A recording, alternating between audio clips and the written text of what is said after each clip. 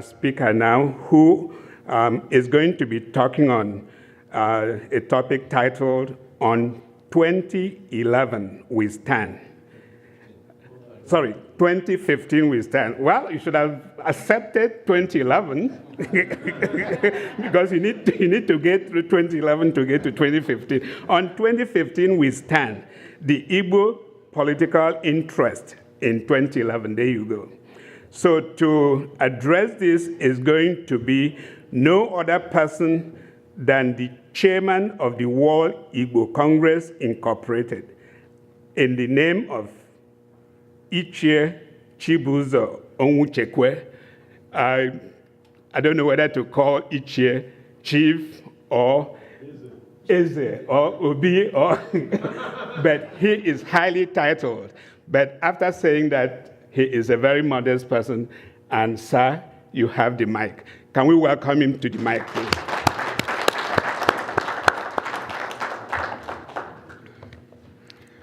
Thank you very much, Mr. Moderator. I'm sorry. Yeah, this is really a very, very wonderful gathering. You know, it has become customary for people to come up here and start by saying they thank NPF and appreciate the opportunity NPF has provided to each and every one of us to come out here this afternoon and brush minds.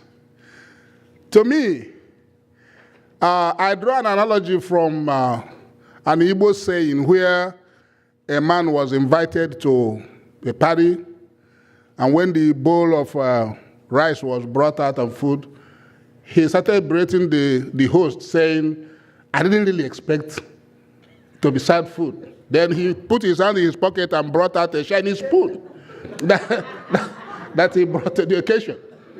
So if you didn't expect to eat rice, why did you come carry spoon to the... Therefore, this is what I expected from NPF. I expected the NPF to be able to be more proactive and actually be more serious about what is going on in Nigeria and provide us these opportunities. Let there be many, many more of these. Because we have Zumunta, World Igbo Congress. Most of these advocacy organizations cater to a particular interest. And I think it's about time we started talking about the interest of the rest of the whole Nigeria. If we really want to forge a nation, this nation that every one of us is hoping that is what we are all aspiring to be at. Now, the topic I'm going to talk about this afternoon is really very, very particular to the Igbo interest. And hey, I know that everybody here is not Igbo, but I live in Houston, Texas. And what we say in Texas is, hey, I wasn't born in Texas, but I got down there as fast as I could. So whether you are Igbo or not Igbo, I believe that what is good for the Igbo is good for Nigeria. And this is a very, very informed crowd. And I believe that you will take this, my comment, from the perspective of an informed crowd, being addressed by an Igbo person who is particularly interested in Igbo affairs and the chairman of the World Igbo Congress. And for that, all protocols are observed. My talk will not focus on the shortcomings of the Nigerian polity. Rather, my comments will be based on what we have currently going on in Nigeria as those affect the Igbos. So I have said that this is an informed group. The political horse trading that is currently going on in Nigeria is something that the Igbo has actually taken time to deliberate upon. My topic is on 2015 we stand, the Igbo political interest in 2011. There's nothing complicated about this little phrase. I stand here to tell you that as Igbos, we have a stand in 2011. And we also have a stand in 2015. So our stand with respect to these political timelines and landmarks, our stand is not complicated. And I'm going to make it very, very simple. In 2011, Ndi Igbo will not contest for the presidency of Nigeria.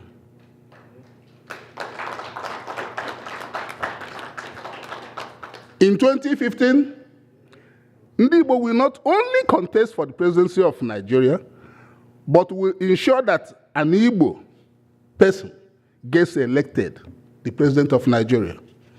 So those are, in a simple form, our stand in both 2011 and 2015. In effect, if our brother from the creek gets elected president of Nigeria in 2011, we want our brothers from the creek then to be aware that come 2015, it must be a brother or sister from the rainforest. As my friend, Dr. Obi, we rightly articulate. If a brother from the north gets elected president in 2011, then we want our northern brothers to be aware that 2015 must be a person from the rainforest. Now, if they are not very, very familiar with this term, I'm now introducing it. Since we are not contesting 2011, our hope is that before 2015, some of these problems that we have been railing about, not only today, but has been going on, maybe by then some of these problems should have been resolved, or should have at least been corrected to the point that we are heading towards that point that all of us are aspiring to. And I believe that NPF has a very, very key role to play in these areas. For example, a big country with great resources like Nigeria needs to take this word democracy seriously. Nobody is really asking Nigeria to reinvent the wheel. All we have to do is to look at the progressive democracies of the world and then maybe borrow a leaf or two from them. Remember, everybody here knew that we were supposed to have had this election in January next year, maybe next month. So we had to postpone because we are not ready. Now the question has remained, since the postponement, what has been done to get the country ready for the elections, even in April or, say, a year from now? Right now, what has been done to reach the citizens of the country? If we, when we go and in World Igbo Congress, we normally set up research groups that go to rural areas, and that is rural areas of Igbo land, and ask them in their sheds, in their farms, what do you know about the national election that is going to take place there? Nobody knows. Because they are not really in tune to what is going on in the country. We ask, where are the campaigns? Is there any candidate out there that has actually gone out in the country to try to energize and sensitize the people whose lives will probably be impacted by the actions or inactions of any of these candidates when they get into office?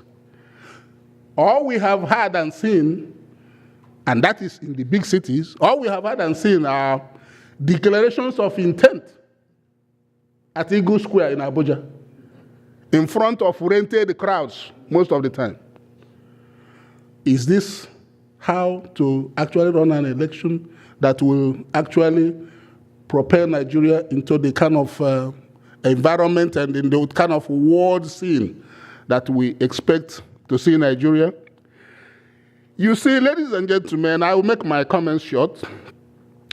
The greatest travesty which we currently see in the Nigerian electoral system is that instead of electing individuals, it appears that we concentrate on electing parties.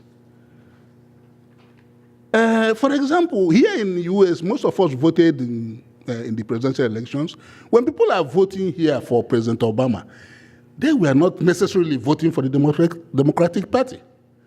They were voting for the individual because he has been able to go out there and articulate his visions and convince people that he was going to do this or do that. And then based on that hope and belief, people voted for him. Whether he accomplished that or does that when he gets into office, that's a different story. But at least somebody has to motivate you to the point that you believe that you are going to do your civic duty, and this is the reason why you are doing it. And we do believe that when we have some people or some candidates who are charismatic enough with vision and correct manifestos, and they go out to the people and actually make the people understand why they have to do this, we believe that that person can get elected, whether that person is from PDP or NPF or whatever party that you believe that is out there in Nigeria.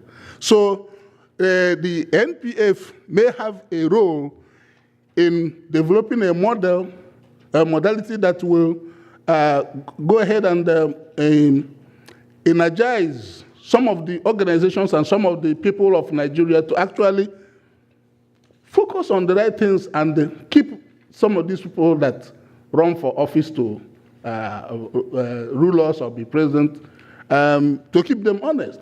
Because if we have people that actually go out on their own, wonderful, go out on their own and campaign and do the right thing and get elected, there will not be too much need to hide behind the clothes and the aprons of a political party in the hope of being minimally active, and then all of a sudden ride a safety train into a rock. So we need to have our candidates get more involved.